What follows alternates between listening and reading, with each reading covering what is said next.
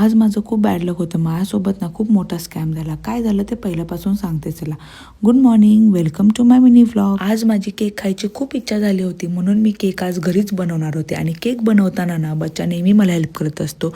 इथे आल्यापासून ना मी 2 ते 3 वेळा केक बनवला होता आणि तेव्हा तो खूप छान झाला होता, म्हणून म्हटलं तुमच्यासोबत पण रेसिपी शेअर करूया. त्यासाठी मी काय घेतलं, 1 वाटी मैदा, अर्धी वाटी शुगर, अर्धी वाटी मिल्क पावडर आणि अर्धी वाटी ऑइल. आणि त्यानंतर मी घेतलं कोको पावडर, त्याच्यामध्ये 1 चम्मच कॉफी आणि मिल्क मिक्स करून त्याच्यामध्ये टाकलं आणि ते बॅटर चांगलं मिक्स करून घेतलं. आणि हो, बॅटरची कन्सिस्टन्सी अशी झाली पाहिजे, ती प्रॉपर चेक करायची. त्यानंतर ते केकच्या भांड्यामध्ये ओतून ओव्हनसाठी 15 ते 20 मिनिटासाठी लावून द्यायचं. पण माझ्याकडून चूक काय झाली, केक बनवताना मी ओव्हन प्री हीटला लावलाच नव्हता, त्यामुळे माझ्या केकची अवस्था ही अशी झाली.